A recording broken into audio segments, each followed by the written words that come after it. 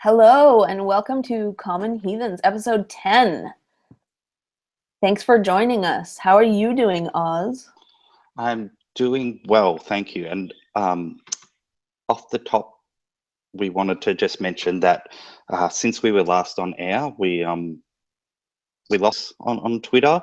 Um, I'm sure most people have heard by now, but the guy who tweeted under the name Hapless Pete passed away. He lived probably about 2 hours, hour and a half, 2 hours from me. I didn't ever get to meet him, but I did speak to him a little bit. And whenever he showed up in my timeline, he always had something nice to say, or he's, having a laugh. He was a really fun, very kind guy. And I know I've met a couple of people who did meet him, and they said he was, just a joy to be around. And he had an unusual expertise in 2017, which was he was an expert at showing that the earth is not in fact flat. Now that we need expertise in this day and age is quite odd, but he was very good at it. So yeah, I've received quite a few DMs from people who knew Pete through Twitter, and yeah, he was a much loved, much admired guy. And yeah, it's a sadder place without him there. So we wanted to mention that up off the top. I know you spoke to him a little bit, probably not as much as I and some others did, but I know that you miss him as well. Yeah, so we just wanted to mark that and give him a bit of a shout out and sort of make people aware and thank him for his time. However, we are not going to let that bring down the tone of the whole show, because from what I know of Pete, he would have told us to fuck off if we did that. So we just wanted to mention it off the top that we miss him, and we're sad he's gone, but we're going to still do a good show because that's what we think he would have wanted. Yeah, definitely. Excellent. Yeah, that was really sad. I was Yeah. surprised to hear that. I didn't really know him like you did, but Yeah, it was so really I sad. received a DM from another Twitter buddy and said, "Have you heard from Pete in the last few days?" And I said, "Actually, it has been a while." And sometimes you get like you don't realize you haven't heard from someone until you hear from them again, and you go, "Oh yeah, it's been a while. It's been a couple of days." And I thought, "Yeah, no, I haven't." So this guy contacted the local police and yeah, found out that Pete had been rushed to hospital and was there a couple of days. So his funeral was held just this week, and unfortunately I was at work. I wasn't able to get there. I only found out on the day that it was it. But yeah, it was sad, and it's the first time that like someone that I know, that I've spoken to through Twitter like that has passed away. So it was a bit of a weird feeling, but yeah, real shame. Yeah, it's strange when you don't know them, but you know them. Yeah, so it's different, like from say a celebrity level where you maybe you've been entertained by them for years, and that I feel like I know them, especially like someone if you follow their career from the beginning, and you've watched them and admired there is a different feeling to that than someone you've actually interacted with, both publicly and in private message and stuff. And yeah, it did feel like a loss. It felt like losing a friend. Yeah. Yeah, I definitely understand that. Mm. But yeah, So I anyway, say we Pete, have, this one's for you. yeah, in his honor, let's have a good, happy show. Yeah. So, yeah, anything else new with you? Well, I've started work at a place. It's really cool actually. They manufacture all these parts and cylinders and rods and pipes and components that use compressed air. And they just did this massive job for a company called Dulux, which makes paint, and just these massive cabinets filled with hoses. And I don't know. I know how to put them together, but I don't know what they actually do. So I've made a few mates there. Like, it's a very Aussie blokey kind of place, and by that I mean, you know, the guy I work with, he's Eastern European somehow. Like, there's not many consonants, not many vowels in his names. It's like lots of consonants. There's, you know, a guy from the Philippines who works over there. There's a bloke who's Scottish is over there. So very multicultural, which is an Aussie work site. And we're having a chat about where we've worked in the past. And this one guy, he goes, "Oh, yeah, I've worked at a pharmaceutical place for a while, and that was really good." He did night shift, and he said it paid really well. Working in pharmaceuticals, for one, like, there's a lot of money there now, and night shift, you know, always bumps up your money a bit. And he goes, "Oh, yeah, we were making fish oil pills."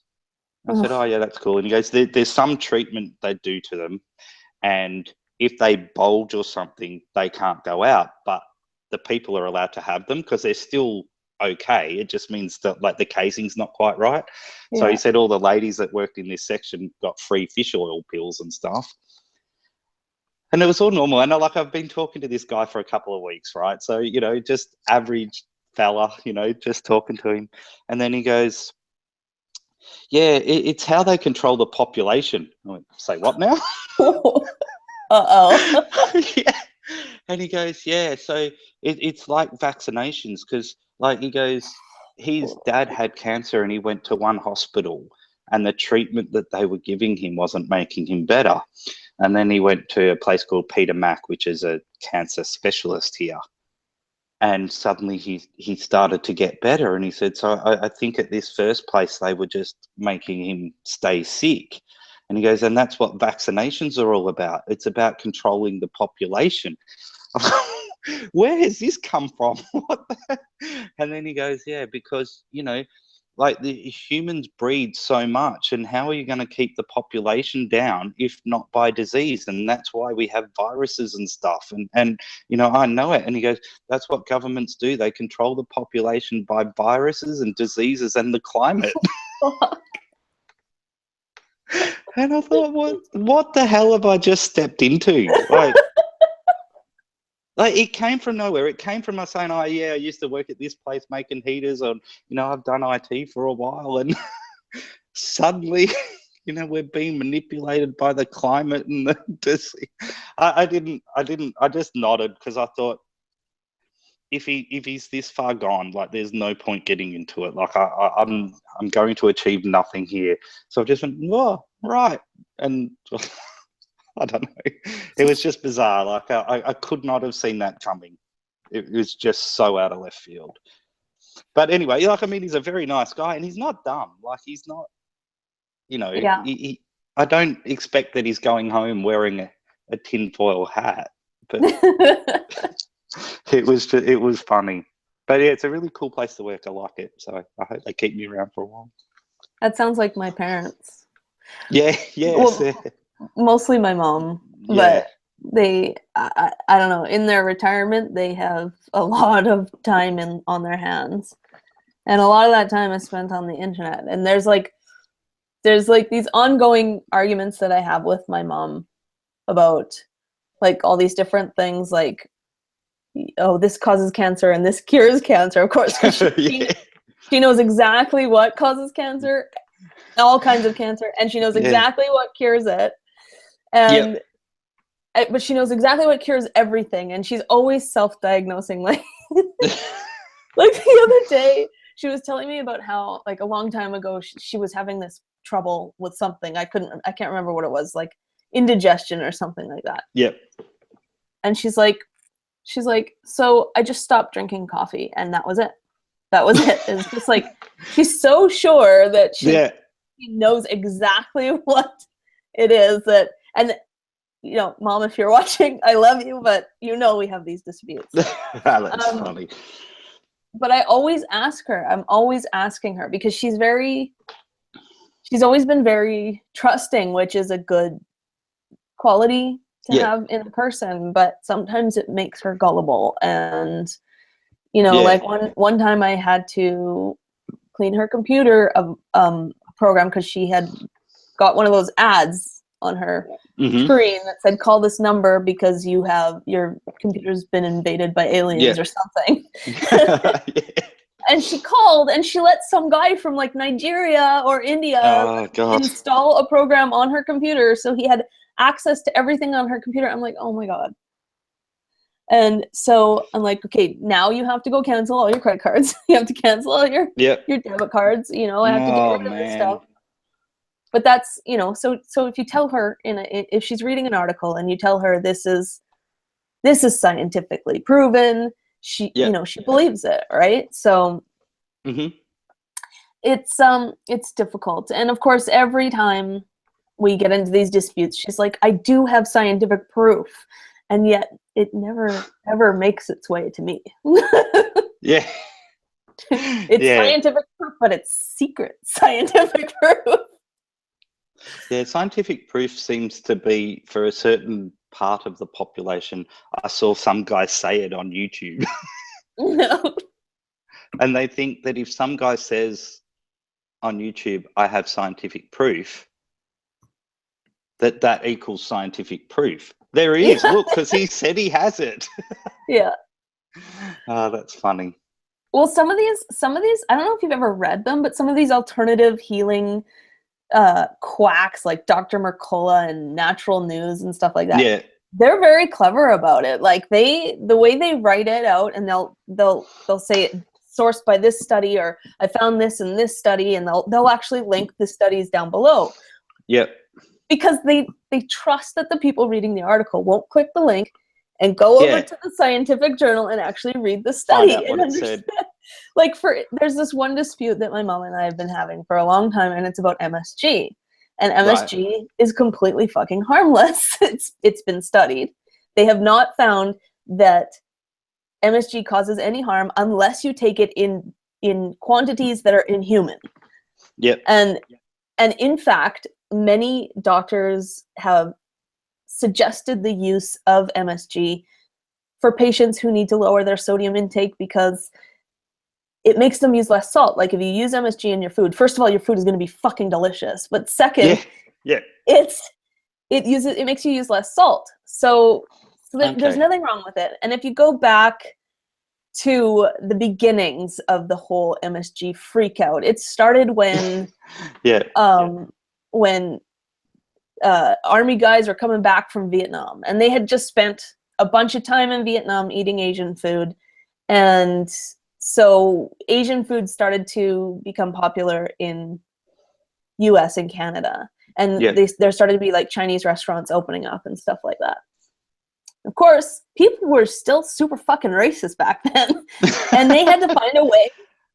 They had to find a way to discredit it. So there's this one columnist for, I can't remember, I think it was the Washington Post or something like that, who called it, he said that he gets like all of this, you know how you feel when you go to like a buffet and you overeat?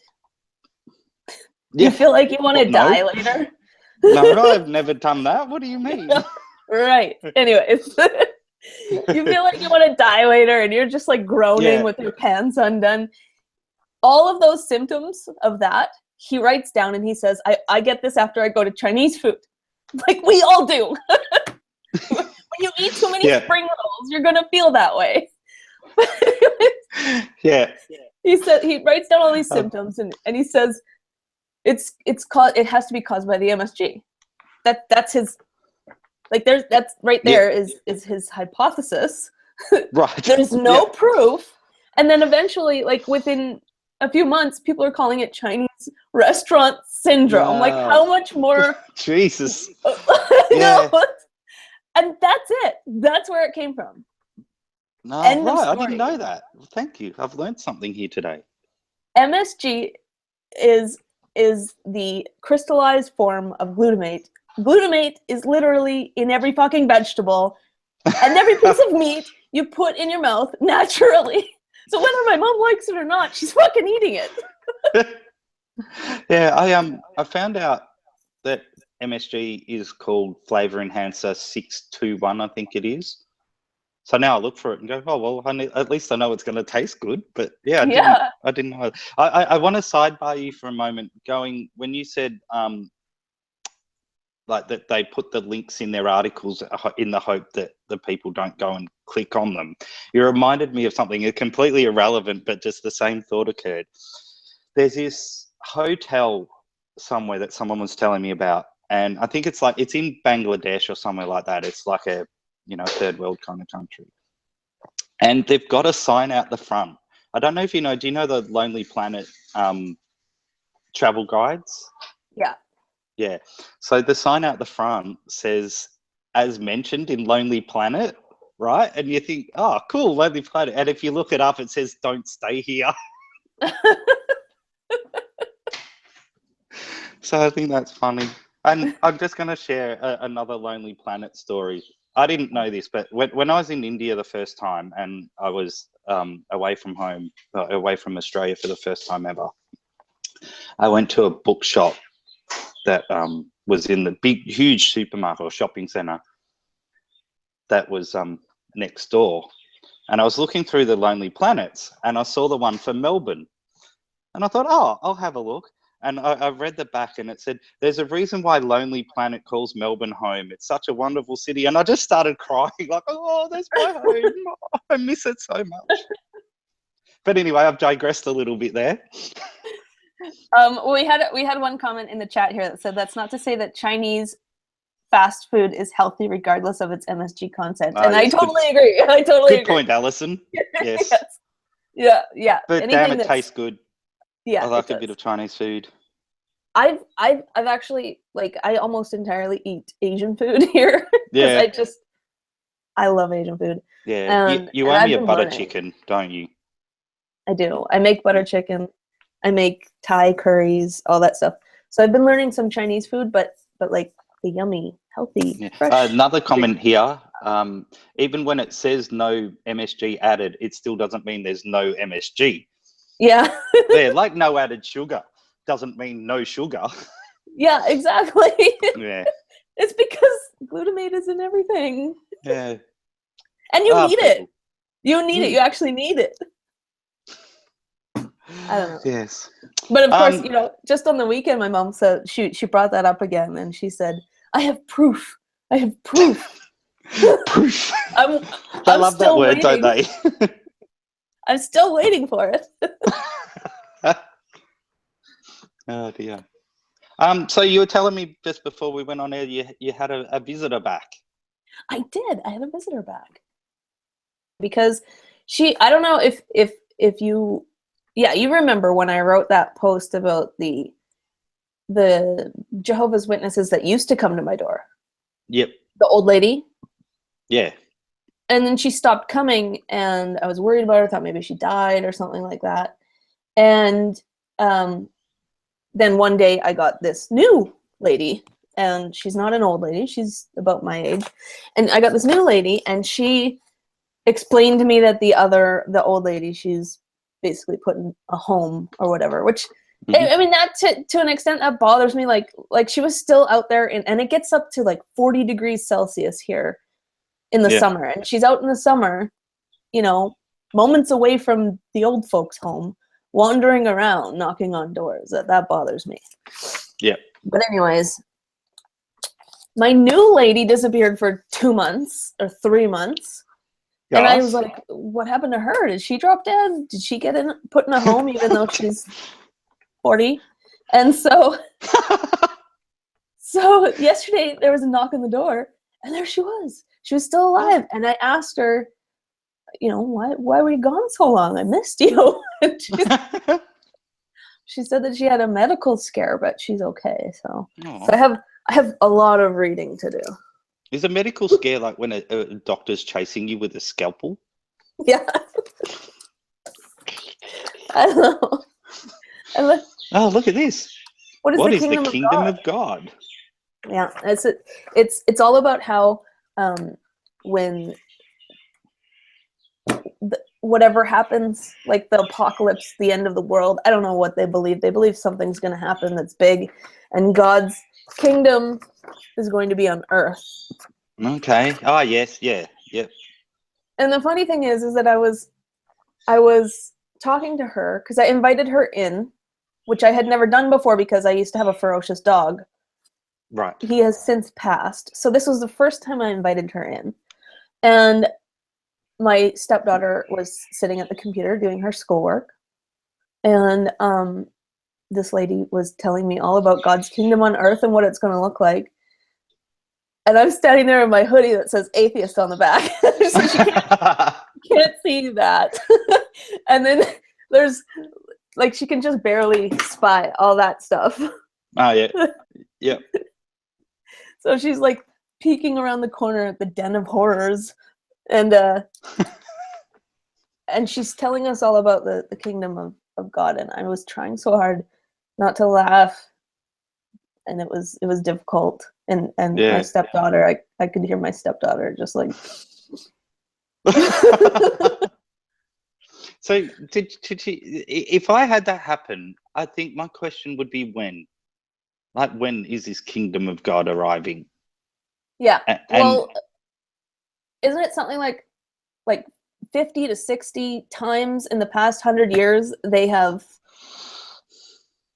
predicted the end of the world? And yeah, so there's been a few. I know that Harold Camping, is that his name? Something like that. Like, he predicted it quite a few times. Oh yeah, there's a whole Wikipedia page devoted to their predictions being wrong. Yeah, it's just, yeah, so I'd say when, and what's the criteria? What do I need to do to be part of this kingdom? And I guess it's be a Jehovah's Witness. I don't know, but I don't know. Hold on.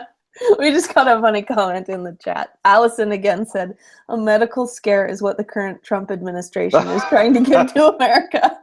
That's pretty accurate. Yes. Yeah. Yeah. I saw an article, and I haven't read it yet, but I shall. It was like 82% of some county in Kentucky lost their health care. Or X number of residents lost their health care or something when Obamacare or the Affordable Care Act was removed. Yet all these people voted for Trump. Yeah. And it's like, why? Why would you vote to lose your health care? I mean, I guess people aren't a one issue voter, but I don't understand. They don't know, that's why. They didn't know that. They didn't understand. Yes. And I mean, you go to a place like Kentucky and stuff like that. Like there's a lot of poverty in southern states, and there's a lot of people who don't get the kind of education that you get up in Canada, you know, down in those parts, or they're just not going to school at all, you know, like it's just, they don't understand. Yeah, like that argument, I'm sure you saw it as well, where this person was like celebrating that Obamacare had gone, and then saying, no, my healthcare is under the Affordable Care Act. I'm celebrating that Obamacare is gone. Yeah. Oh, Jesus. Yeah. But you can't, like, I find it hard to blame those people, because I don't feel that their ignorance is their choice all the time. Like sometimes I just think they don't have the access to the kind of information, and well, they have the access to the information, but they don't have the access to the kind of education that makes you want to seek out more information about important things. They don't know that they have the access to the information. Yeah, or they think they already know all the information because, you know, their pastor told them or something. I don't know. Someone said, down in those parts, deep in the jungle of depraved ignorance. And yes, Doc Hackenflash said UK NHS is going through a pretty scary time at the moment too. So I've read little bits and pieces about that. So the NHS was like the gold standard, wasn't it, in world universal healthcare? Like, and I think when London had the Olympics, like, didn't they even have, you know, a bit of a display and a bit of a celebration about that in their opening ceremony? And it really was something to be proud of. And now I think they call them the Tories over there. Are just destroying it. I don't understand. I know we're digressing here, but I don't understand a society that says if you can't afford to pay for healthcare, you don't get it. Like, yeah, you especially if that society is one that you only certain occupations get paid really well, and the vast majority of people don't. And you say, no, you only get paid a lot of money if you're in these certain jobs, And if you don't have a lot of money, you also don't get healthcare. It's like, hang on, no. Like, healthcare is really expensive. Like, the vast majority of people don't earn enough money to be able to pay for it. So I have no problem with contributing some of my money to the healthcare of the nation. And at various times in my working career, I've earned enough. So I think we all pay 1% to Medicare, what we call. And then if you earn over a certain amount, you pay an extra 1.5%. And I've had no problem doing that because it goes into a pool, you know, and like I've had people who've been really sick who have been treated for free, you know, essentially, even though like they themselves have contributed. And then, you know, when you need it, it's there. And if you don't need it, well, you're helping. Like I don't want a society where poor people are dying on the street because they can't afford to get into hospital. Yeah, it's here we have to pay, well, just in BC we have to pay premiums for our healthcare. And they're not, the kids are free, but it's not super cheap. It's like, I think for two of us, for John and I, we pay, I don't know what we pay now because it just changed. They just changed everything. But I think it's around $100 or something like that. So it's not super cheap, but it's not, you know, it's not unattainable. But it's the only province in Canada where you have to pay. Really? Everywhere else in Canada you don't. But yeah, it's the biggest complaint that I hear from people who don't live here and usually live in the States and think that our system is terrible because it's socialist. The biggest complaint I hear is that you have to wait in lineups, and there's lineups for everything. And I hate to break it to them, but I've heard plenty of stories of people waiting forever in the States. Plus, I did it myself when I had a ear infection when I was in LA before, just like a year before my son was born, and it started to bleed. Like my ear started to bleed, and I was like, okay, I should probably go see a doctor. So I went to the ER. I had to wait forever. I had to wait all night. It was terrible, but he gave me lots of Vicodin, so it was worth it. Okay. That's good. Yeah, that's our thing here. So we have private health insurance, and that basically just lets you avoid the waiting list. But like I had a friend who he found a lump on one of his testicles, went to the doctor, found out that it was a tumor. 9 days later, he had it removed and was being treated for it. Cost 0 cents. Yeah. 9 days. Yeah. And it cost nothing. So if you want something that's not urgent, there is a bit of a waiting list. Like when my daughter was much younger, she needed grommets in her ears, and that took 3 months. But yeah, if it's emergency, if it's life-threatening, it's not a problem. Yeah, same here. We have to wait for stuff that's not life-threatening, but that's got nothing to do with the fact that it's universal health care. That's got to do with the fact that I guess it's associated in an indirect way, but it's got to do with the fact that we just don't have enough doctors up here. Yes, yeah, same. But we don't have enough doctors up here because they do tend to go down to the States because they get paid better. Right. But we still have some pretty damn good doctors up here. But we are getting asked in our chat if we would give the join link to somebody to debate us, and that's not what this is about, although we would be open to discussing having somebody else on in the future. We've already got a pretty packed itinerary for this one. Yeah, it would be something that we'd need to organize in advance. Yeah. And yeah, definitely something we'd look into for sure. But not in an instant. And on the day of an episode. So Lord Jesse, is that the person asking? Yeah. Yeah. Send us an email at info@commonheathens.com and we'll set it up. And, Yeah. you know, we just, basically, I just prefer to screen people because I don't know, like, you could be a troll. You could be anything just trying to, like, get on here and Yeah, be an idiot. say horrible things. So yeah. So this person is now saying, Canadians don't lie, freedom if speech, cowards. What? I think he's saying Canadians don't like freedom of speech. They're cowards. Oh, now they've just called us common liars. And Matt Dillahunt is a coward. Probably not thinking we're getting this person on the show anytime soon. No, I just kicked them out. So bye. um, Yes, if it was someone who had a genuine topic to discuss and wanted to bring it on here with, to have a reasonable, friendly adult dialogue. Yeah, for sure, we'd definitely look at that. But that was pretty obvious. He didn't want to. That was just idiocy. Yeah.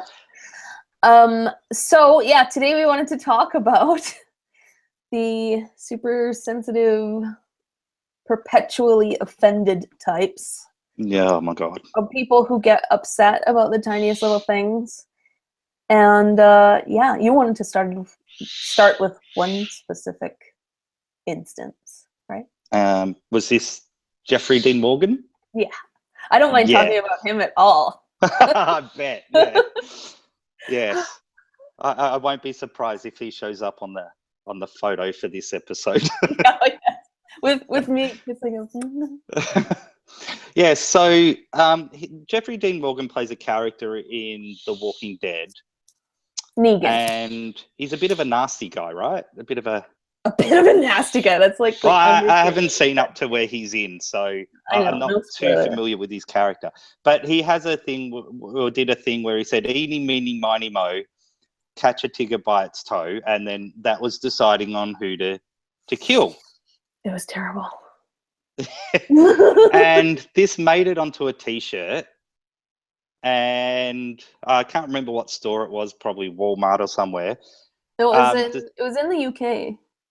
Oh, was it the UK? Yeah. I thought it was the US. That makes it even weirder. I know.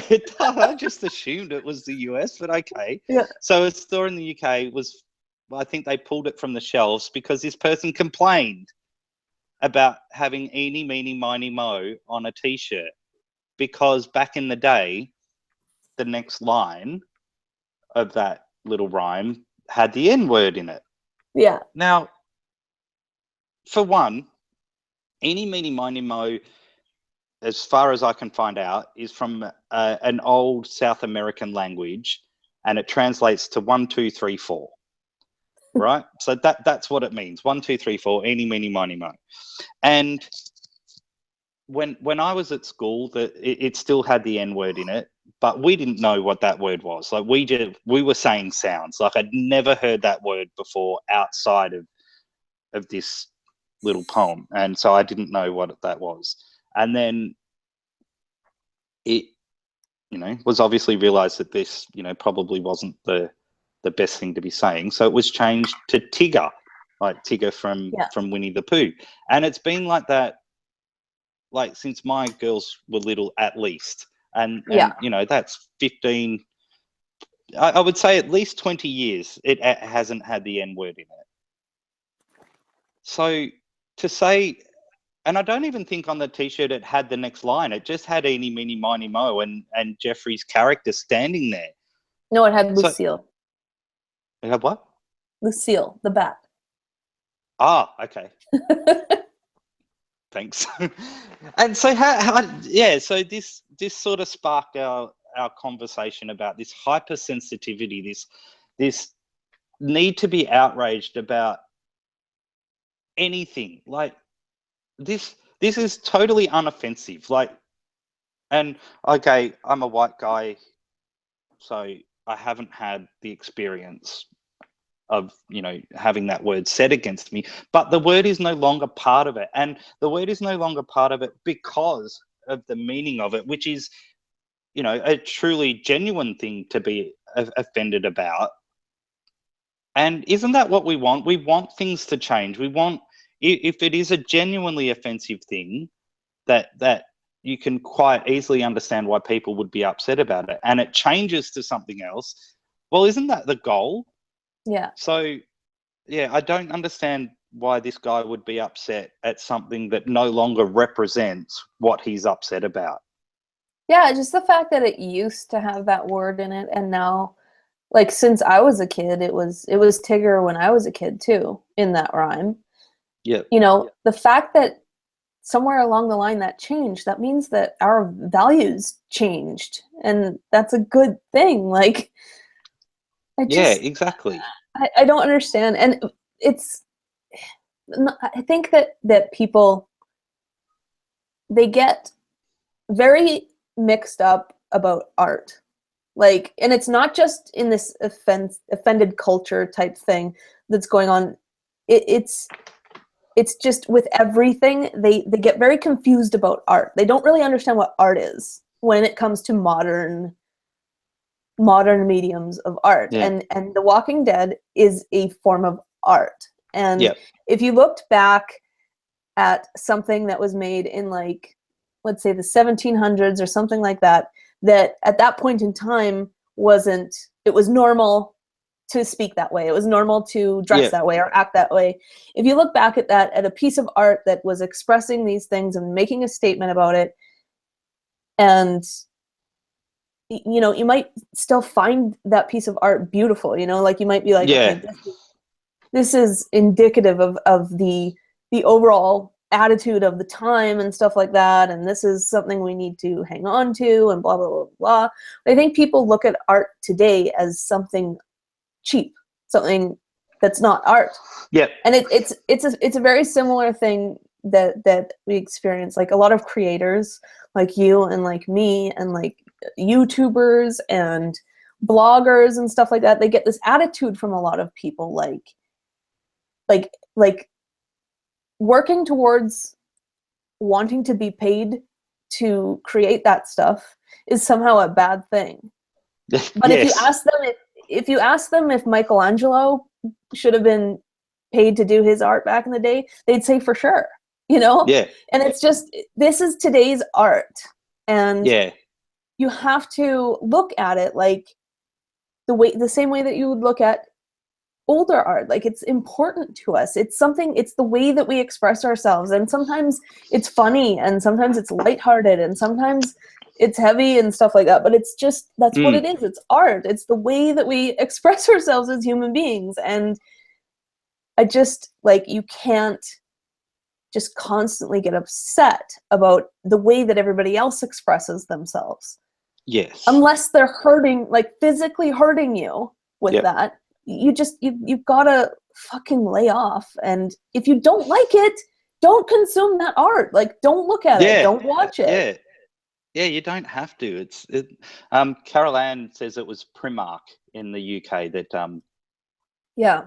that pulled. And Alison says for her entire life, she says Tiger.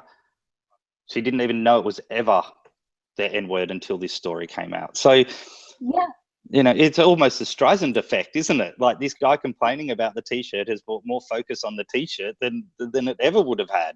But you know what I liked, and this is the bit that I wanted to highlight, is that Jeffrey Dean Morgan quoted about that article, and he said that people are stupid. And I really love that he did that, because we discussed this back towards the end of last year when Carrie Fisher died, and Paul Simon tweeted about her and said something about she was a great girl. And then Steve Martin tweeted about how she was one of the most beautiful things he'd ever seen, and she turned out to be quite funny and intelligent as well. And they both copped an enormous storm of abuse and took their tweets down. And I think part of the problem, and part of why this hypersensitivity and outrage continues, is because those tweets get taken down, and because people apologize. I would have loved it if Steve had come out and said, you know, I don't care what you think. This was my experience with Carrie Fisher. She's just passed away, and I'm expressing what I felt. You don't have to like it, but I'm not apologizing for how I saw the situation.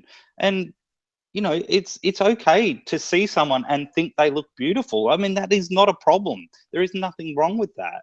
Mm-hmm. And then, you know, to get to know them and, you know, find out that they are, you know, funny and intelligent as well. That's not offensive. I don't understand why people would be upset about that. And I wish Steve hadn't taken it down. And at work, right, I've been paired with this guy who I'm putting somewhere between 53 and 58, like somewhere in that sort of age bracket. And I'm about to turn 44. The boss calls us boys all the time. All right, boys, need you over here. Okay, boys, I'm going to put you on this for now. So when Paul Simon called Carrie Fisher, you know, a lovely girl or whatever word he used, and people, oh, no, she was a woman. No, get stuffed. You know, that's how he saw. It's people need to be upset about something. And I think part of the issue is these people are living such good, happy lives. They've got food, they've got shelter, they've got access to, you know, electricity. They've got, you know, almost everything a person could actually need, and then more. But it's like there's this need to be upset about something, and because there's nothing major that they can see to be upset about, they pick this ridiculous shit and they bang on about it. And they just need to, I think, take a step back and you know, it's not like there's no big issues in the world. It's not like there's nothing to be upset about that isn't genuinely causing harm. Mm-hmm. So it's like there's a bubble that they're living in, a bubble of goodness, as in, you know, goodness for them, wellness and happiness. And then something, not even, I don't know, it's not even minor, it's less than minor, comes into that bubble, and they need to be outraged by something, so that's what they pick. They're bored is what it is. People are bored. People, like, that's why people gossip, that's why people watch the news, that's why people, is because they want shit to happen. They want to be up on the shit that's happening. And these days, you know, life isn't so terrible. Like, aside from, you know, the big giant Oompa Loompa at the White House. Yeah. Aside from that, things are pretty okay for us here in Canada and in Australia and in the United States of America. Things are pretty okay. And so people just get bored, and they have to create something. But I also think it has to do with, like, I've written about this one before too, the play date generation, or the hand sanitizer generation, where it's like helicopter parents just hovering over their kids, and they keep them in this pink fuzzy fucking room with no windows until they're 18, and then they kick them out. They're like, off you go. And then, you know, the kid like goes to university and finds out that people, you know, get hurt and crime happens and shit goes down, and they just flip out. They just can't fucking handle it because they've never had any. my husband is heckling you in the chat. The Red Sox trigger me. Yes. Boo Red Sox. The Red Sox trigger me. I love the Red Sox. Go Red Sox. One of my absolute world life highlights was watching the Red Sox at Fenway Park on my birthday. So good. I mean, they lost, but it didn't seem to matter. It was magnificent. Yeah. But yeah, sorry for the triggering, but we'll blur it out next time. Yes. And Alison says, "Come on, guys," or "Hey, guys," etc. Very common thing. I don't freak out about it. Yeah. So. Yeah, it's. They're a Morris dancing troupe. Yeah, the Brisbane Red Sox. They're a Morris dancing troupe. Yes. Yes, but I do. I have my Red Sox thing stems from being a Stephen King fan, and he is a Red Sox fan. So I sort of started following what they did because of him, and then there's been various things throughout the time. Usually you have a lot of Stephen King books behind you, but you don't. I do lots. I don't know if they're visible yeah, on there. They're being blocked by you now. Yeah, but yes, I've given that man a lot of money. Yeah. Yeah, but there was a story that I heard about today. Actually, I was watching a Chris Ray Gun video, which I highly recommend. You guys all search for Chris Ray Gun if you haven't already on YouTube and watch him, because he's fucking hilarious. And he comments on like the outrage culture stuff, and it's, I'm always like, I can't even, I watch when I eat my lunch. I watch YouTube videos, and sometimes I can't even eat. I'm laughing so hard. He's so funny. But anyways, he was talking today about, what is that? You have a parrot in your house? Just the birds outside. We have a, I don't know what kind of bird they are, but there's a couple, and they live, and we put water out for them, and they come down and bath in the water and stuff. So they hang out here, and our neighbors on that side, they're often on their TV antenna. But yeah, they're obviously having a sing this morning. So yeah, but there's two of them. They're always next to each other. So, you know, that's funny. I assume they're bird married. Bird married. Is that legal? Yeah. But anyways, there was this at Princeton. There was this reunion being planned by a bunch of Princeton alumni, and the theme for this reunion was Star Wars, and they named it Revenge of the Fifth. And I don't know why they named it that, but you know, it was clever. And so they had like these stormtrooper costumes that everybody was going to wear, and they got complaints. The people organizing this got complaints about the stormtroopers because it was brought to their attention in these complaints that the stormtroopers were like symbolic of Nazis. And and so they were like, what? These are supposed to like represent Nazis, or their imagery is stolen from Nazi imagery or whatever. They're like, what? We need to stop this. And so they put out a notice saying that they were going to like not have the stormtrooper costumes anymore because it was brought to their attention that it was based off of the Nazis. And in Chris Ray Gun's video, it was pretty funny because he was like, what Princeton graduate didn't already know that? Yeah. And I wanted to leave a comment on his video, but I didn't have enough time. But I wanted to leave a comment on his video and say, you know, I'm sorry, you pay that much for education, you can't be very smart. So this is the thing again. They should just reply and say, don't care, shut up, go away. We're not changing it. Like, they're stormtroopers. But that it wasn't, like, I don't know that the people who brought it to their attention were telling them to remove them. I think they just told them that this was based off of Nazi imagery. Like, and then they were like, wait, what? Like, it's based off of Nazi imagery. Have they never seen any of the films? That's what I'm saying. That these people graduated Princeton. Like, what the fuck? Oh dear.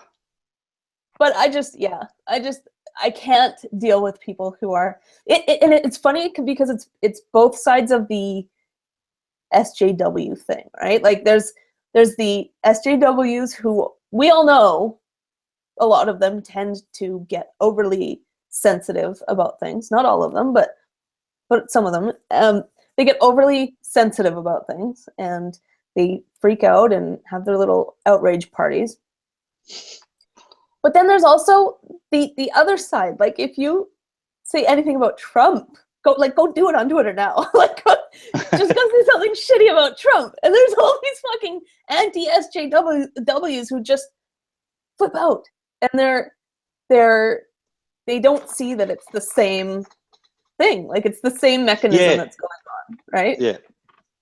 They're just getting super offended by somebody being critical of something or having an opinion. And I don't. I don't get it. Yeah, and especially when it's up to and including the point of not causing harm. If you're not harming anyone, yeah. Like I wrote a blog about this ages ago, and we had a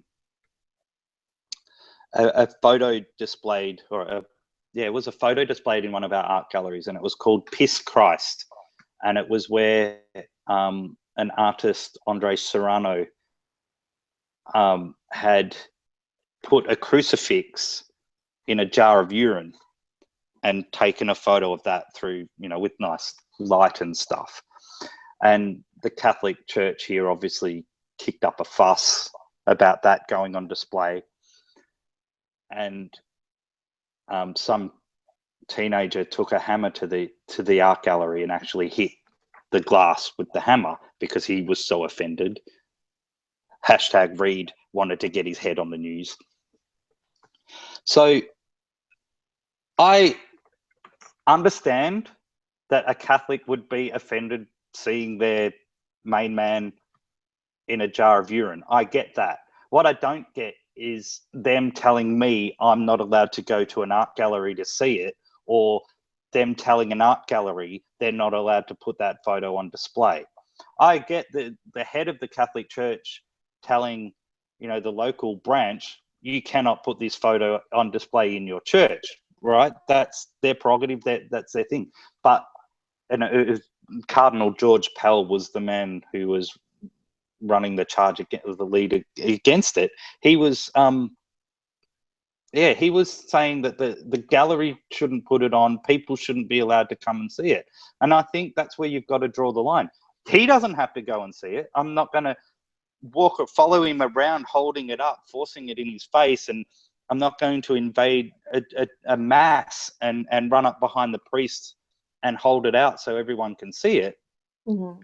But I don't get why his sensibilities get to dictate what I can and can't see in an art gallery. It's an art gallery. I mean, this is where you should be pushing the boundaries. This is where you've got to be putting up things that are going to make people step back and say, holy God. One of my favorite pieces of art ever is something that I even myself find quite confrontational, which is Jesus, had he been executed by hanging rather than on the crucifix. And I think it was on display somewhere in Denmark originally. And it's life size, and it's, he's literally hanging from a rope, and he's got blood on him, and he's got the hole in his chest and stuff. And it is a very confronting piece of art. And again, I fully understand if a Jesus follower doesn't want to go and see it, but you don't get to tell me I can't go and see it. And that doesn't mean I'm not against classification.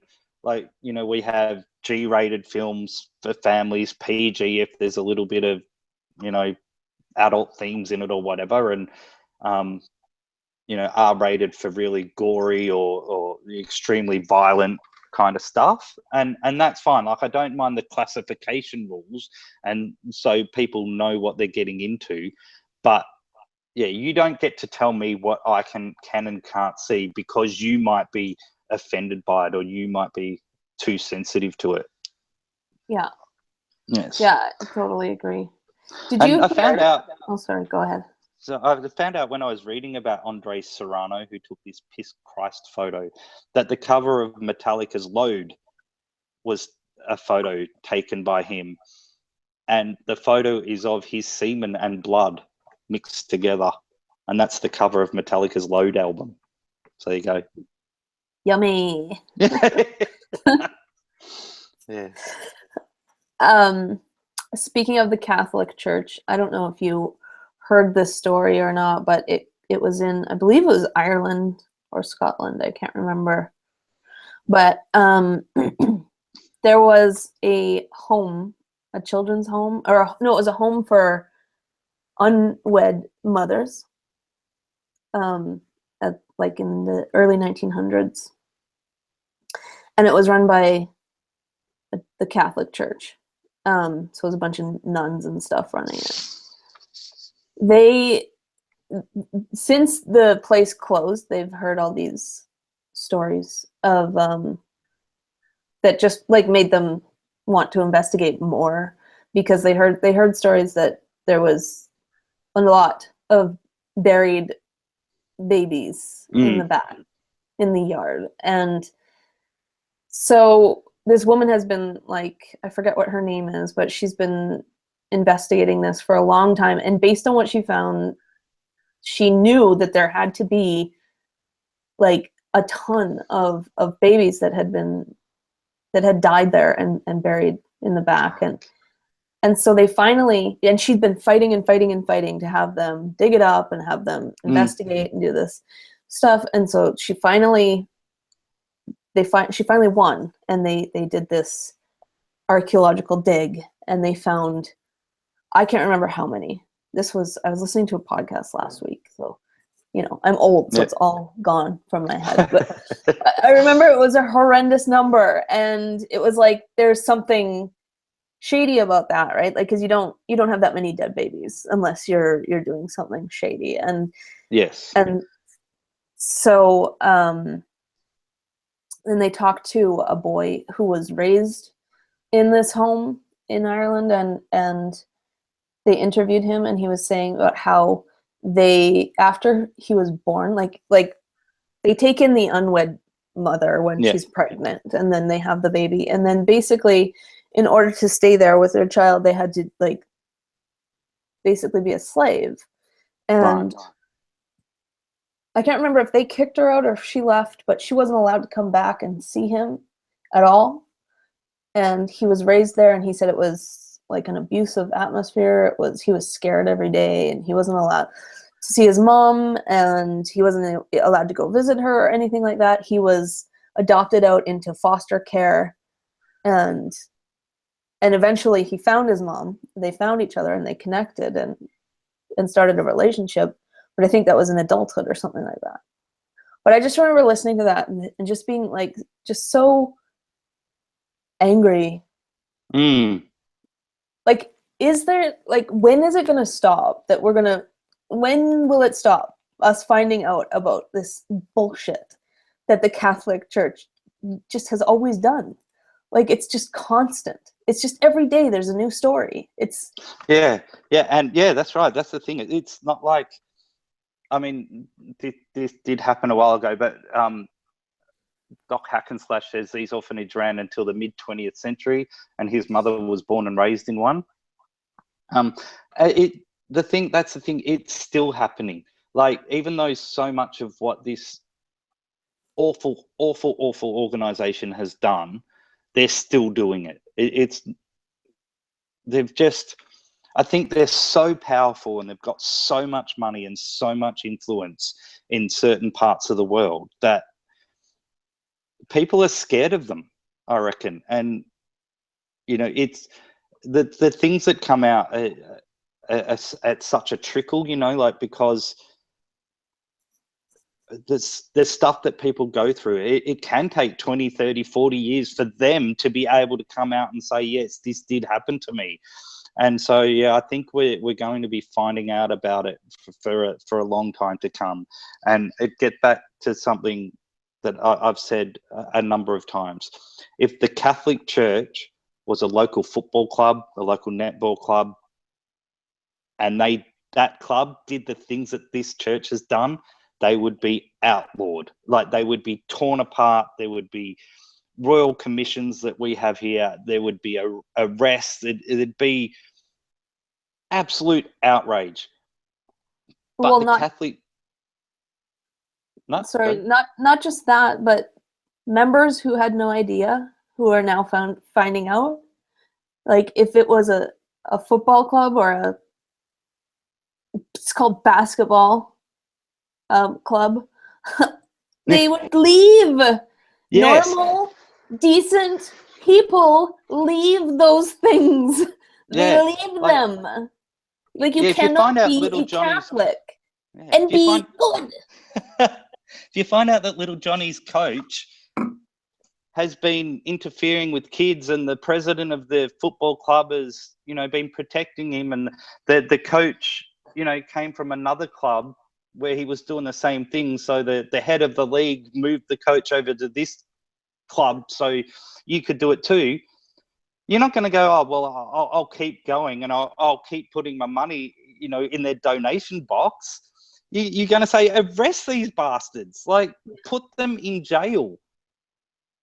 But I know so many people who are still Catholics, despite they must know what their organisation does. They must know that when you go to a Catholic mass and put money in the collection tray, you are literally funding the hiding of pedophiles. Like you are literally doing it.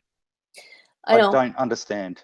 And the thing is like, I don't like, you know me, when I'm debating with theists and stuff like that, I don't like being rude. I don't like being, you know, like judgmental. I like to get to know people for who they are. And there's a lot, like, I know that there's a lot of Catholics out there who are decent people, and some of them follow me, and some of them I talk to on a regular basis, but there is something broken.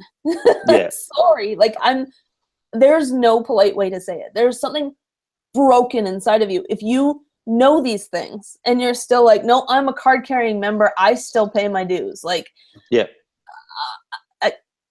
I can't. The reason why I think is because, and actually I was talking about this with my husband last night when we were discussing some of the disputes I've had with my mom, is what it comes down to is it's what you want to believe. And so you find a way to warp everything, all of this information that you're getting, you find a way to warp it and bend it and mold it to what you want to believe, to what brings you comfort. You know, and when you're dealing with people who are, like, for the most part, they believe and they find comfort in these things because of our ultimate fear of our own mortality. Like, you know, people they don't want life to end. And, you know, my mom hangs on to all these little food myths and what's healthy and the organics and anti-GMOs and, oh my God, there's chemtrails. She hangs on to all this stuff because it makes her feel like she has control over when she'll die. Right? And that brings her comfort. And it's the same thing with the religious people, is that they believe this stuff because it brings them comfort to think that even after they die, it's still going to be, there's still going to be happiness and love to be had and all of this stuff. And they want to see dead relatives. Yeah, and it's like when you're dealing with something that's so strong in people, that's such a powerful emotion, like your fear of dying or your fear of losing your family, your fear of being without the people that you love. That's a powerful thing. And so these people, they take their belief and then they just bend everything around it. And it doesn't matter what comes at them about that belief, they adjust it to fit. Like they don't ever allow anything to penetrate that belief, and it's walled off, and that's it. And it's just, you know what it's like? It's like, you know, when you see in the movies and the doors here and the diamonds here, right? And there's all these lasers and stuff in between, and the person does like all these cartwheels and bending under and all that kind of stuff to get to the other end. That's what it's like. All these lasers are all the stuff that the Catholic Church has done, and this person is weaving their way through it, bending and doing cartwheels and a somersault and climbing over, so they don't touch anything that, you know, might that, you know, is going to harm what they believe. But they know it's there, and they know that they're manipulating their way through it, but they see the prize at the end, and that's what they want. They want to stay alive forever. Yeah. In the chat, Carol Ann Peacock says she was raised Catholic, but I'm okay now. That's the thing, is that's when you can look at your belief and you can take in new information and you can allow that to put cracks in it slowly and open it up and make you realize that it's just nothing. It's just fluff. And yeah, I mean, if this was a case of, you know, they found one guy somewhere doing it and, you know, reported him to the police, disowned him, you know, and said, this is not what we are, this is not what we do, I could understand someone, you know, saying, yep, I still want to be part of this. But this is systematic from the top down and has been going on probably for hundreds and hundreds of years. It's not a few bad apples. They actively do it. And the guy in charge now, Pope Frank or whatever his name is, he is actively part of it. And he is, like you wrote recently, he has changed rules to make it harder to expose what is going on. Yeah. And he's also been aware of actively abusive priests during his time as Pope and ignored it. Yep. And one of them was at a school for children who are deaf and mute. So he knew of systematic sexual abuse of disabled children and ignored it. And the police arrested that man. Like this isn't just there's a little rumor floating around. They had enough evidence to arrest the man. And the Pope knew for 3 years.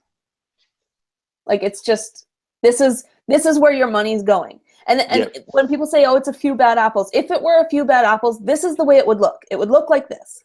The organization itself would find those bad apples or hear the reports of these bad apples and swiftly the fuck deal with them. Yes, yeah. That's what would happen. They would start an internal investigative group to go out and find it, and they'd say, we're going to do all this investigation, and when we're done, we're going to hand this information off to the police so these people can be dealt with. But they, in fact, do the opposite. They move guys around, they hide the information, they have told I think Italian police time and time again, we're not giving you access to the information that we have about what's going on. It's an absolute raw. It's disgraceful. Like they are a vile, evil organization. Yeah, there was the other one that I wrote about was the priest who had like something like a dozen boys complaints about him, and he was defrocked by Benedict. Yep. And when Pope Francis was elected, he brought him back. He let him come back to the Catholic Church, even though there was an active investigation going on by the Italian police. And on top of that, when the Italian police requested all of the evidence they had accumulated on this man, they said no. Yeah. Like, I don't know. It takes a special kind of fucked up to want to be a part of that club. Yeah. And want to give your money to that club. Like there's something wrong with you. There's something broken. There's something snapped. And that's the only way you can look at it. I'd like to make make a film with you, Common Heathens versus the Catholics or something, and just do a 2-hour expose on them and just show all this information and stuff that they do. Maybe we should have a Catholic on. Yes. And just grill them like, yeah. Anyway. Yeah. We've been going for longer than an hour. Yeah. We should probably call it quits there. I think we've pretty much covered. We had one thing. We'll save that for next time, maybe. The next thing on the list. Okie dokie. So, yeah, thanks for joining us, everybody. Yeah, thank you, everyone. And thanks for everyone in the chat contributing. That's really cool. I do like that. Yeah, I like it too. I like it when you guys ask us questions. But if you enjoy this too, and you want to support us, then you can be our patron at patreon.com/commonheathens. or you can just tweet our podcast, because what we do is we take the audio from this and then we post it to our podcast, our SoundCloud account, which then in turn goes to iTunes and all that stuff. So you can actually subscribe to us on iTunes and SoundCloud and Stitcher and all of those things. And you can rate us, because that's, if you don't have the money to support us, then you can rate us on those, on iTunes and stuff like that. And if, you know, if you get me in the right mood, you might make me sniffle a little bit if you give us a really nice review. Yeah. Yes. Oh, you could say, like, you could send out a tweet or put something on your Facebook like, hey, I listened to this podcast and it's really cool. You guys should too. Yeah. I mean, that's ace. That would be great. I'd love to see something like that. Yeah, it would be. Yeah, if you enjoy it, share it or be our patron. Or if you didn't enjoy it, feel free to, you know, send us an email. Let us know why. Hate mail.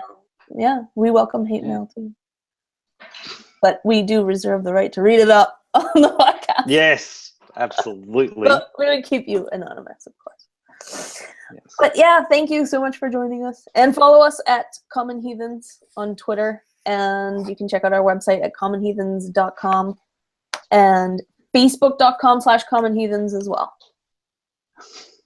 Indeed. And they can follow you on Twitter at godless_mom. Yeah, they can do that. And me at Mr. Atheist. Yeah. I think that's about it. We will catch you in 2 weeks, hopefully. Yeah. Bye. Bye.